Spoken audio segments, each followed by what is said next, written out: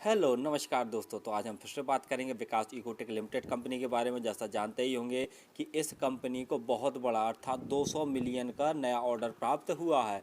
और जैसा आप जानते ही होंगे कि जस्ट एक माह पहले लगभग इस कंपनी को 90 मिलियन का ऑर्डर प्राप्त हुआ था। तो कंपनी को ऑर्डर पर ऑर्डर प्राप्त हो रहे हैं, जो कि कंपनी के ग्रोथ के लिए बहुत अच्छी बात है। तो चलिए जानेंगे हम कंपनी के काम के बारे में, फिर देखेंगे कंपनी के फंडामेंटल, अंत में जानेंगे क्या कंपनी में इस समय इन्वेस्ट करने का सही समय है या नहीं है। तो सबसे पहले जान लेते हैं हम कंपनी के काम के बारे में। तो जैसा जानते ही होंगे विकास इकोटेक एक केमिकल बनाने वाली कंपनी है, और इसके साथ में देखा जाए तो यह देशों के साथ साथ अन्य जो विश्व के 20 से अधिक देशों में इसका जो प्रोडक्ट है वो बेचा जाता है। और इसका प्रोडक्ट में देख लिया जाए तो आर्गनेटो स्टेबलाइजर्स हुआ, और ESBO हुआ, क्लोरीन युक्त पैराफिन हुआ, अग्निशामक हुआ, क्लोरीन युक्त पॉलीथीन हुआ, पॉलीमर यौगिक हुआ। पॉलीमर यौगिक में देख लिया जाए तो TPR, TPE और ईवा।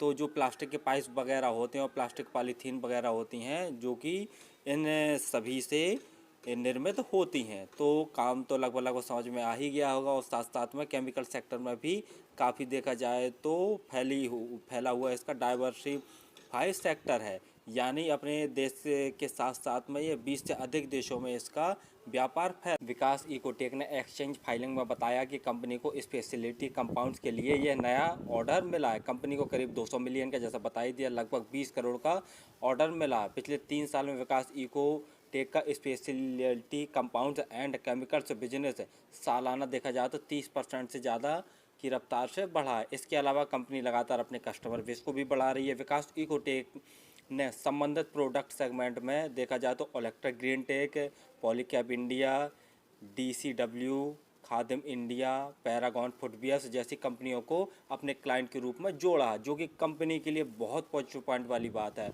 और कंपनी ने हाल ही में दावा किया है कि विकास इकोटेक 2023-2024 में कर्ज मुक्त होने का टारगेट रखा है। अगर ये ऐसा करती है तो फिर इसे मल्टीबैगर बनने से कोई नहीं रोक सकता, क्योंकि जैसा देख रहे हैं कि ग्रोथ भी काफ़ी, कंपनी को ऑर्डर पर ऑर्डर मिल रहे हैं। ऑर्डर के साथ साथ में ये सही दिशा में काम भी कर रही है और अपना क्लाइंट बेस भी मजबूत कर रही है, तो जिसके कारण इसको ऑर्डर पर ऑर्डर मिल रहे हैं। चलिए देखे ले रहे हैं कंपनी के फंडामेंटल।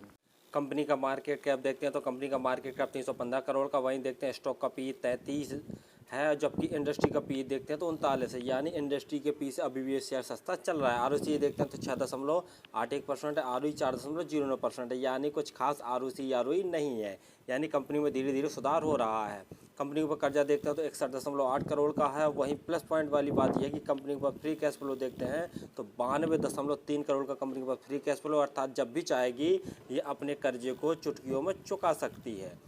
और जैसा देख रहे हैं यहाँ पर ये कंपनी डिविडेंड नहीं देती है। और साथ साथ में प्रमोटर होल्डिंग जैसा बता ही चुके हैं 7.85%। चलिए देख ले रहे हैं हम पिछले कुछ सालों का रिजल्ट उठा के। तो जैसा अगर हम रिजल्ट उठा के देख रहे हैं, नेट सेल्स की बात करते हैं 2017 में देखा जाए तो 371 करोड़ था, 2018 में 233 करोड़, 2019 245, 2020 में 192 करोड़। यानी कोरोना का टाइम चल रहा था तो नेट सेल्स में काफ़ी गिरावट आई। 2021 में देखा जाए 116 करोड़, और 2022 में देखा जाए तो फिर से इसके जो नेट सेल्स में जंप देखने को मिला 250 करोड़। मार्च 2023 में देखा जाए तो 403 करोड़ जैसा नेट सेल्स देखने को मिला, यानी काफ़ी बम्पर ग्रोथ देखने को मिला। चलिए देखे ले रहे हैं प्रॉफिट फॉर द पीरियड। तो जैसा नेट प्रॉफिट हम 2018 से देखे ले रहे हैं तो नेट प्रॉफिट 2018 में 27 करोड़ का था, 2019 में 15 करोड़, 2020 में 1 करोड़, 2021 में 14 करोड़ का कंपनी को लॉस हुआ था। 2022 में देखा जाए तो सिर्फ 1 करोड़। मार्च 2023 में देखा जाए तो कंपनी को 10 करोड़ जैसा नेट प्रॉफिट निकल के आ रहा है, जो कि कंपनी के लिए बहुत पॉजिटिव पॉइंट वाली बात है। शेयर होल्डिंग पैटर्न में देखते हैं तो प्रोमोटर की हिस्सेदारी 7.85%, जिसमें देख रहे हैं कि 1.48% प्रोमोटर्स ने हिस्सेदारी घटा दी है।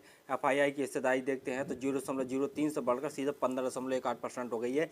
यानी जो विदेशी निवेशक हैं उन्होंने बहुत ज़्यादा बम्पर हिस्सेदारी बढ़ाई है। DII की हिस्सेदारी देखते हैं तो DII की 15% जैसी हिस्सेदारी थी तो घटा के शून्य कर ली है। यानी DII ने अपनी हिस्सेदारी घटा दी है, 0 कर ली है, और FII ने हिस्सेदारी उतनी बढ़ा दी है। हम जैसे रिटेल भाइयों की हिस्सेदारी देखते हैं तो 76.97% है।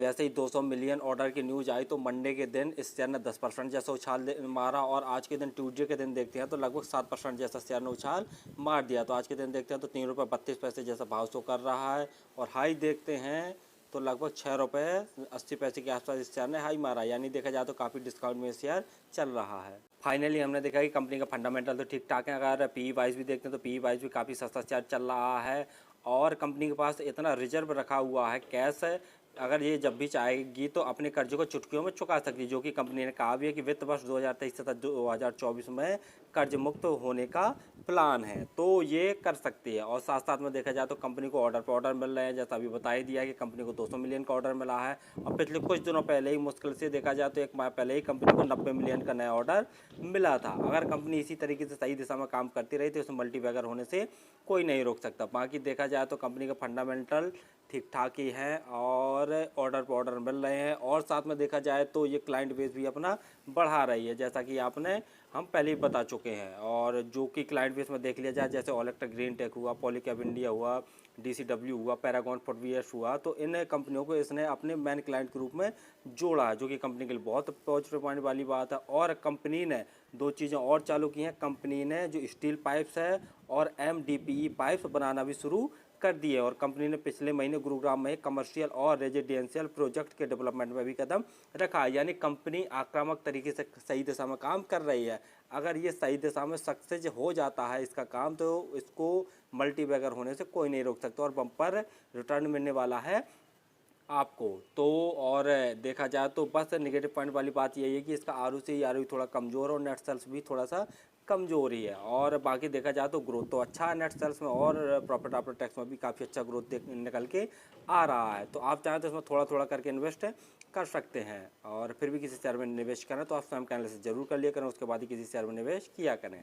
धन्यवाद।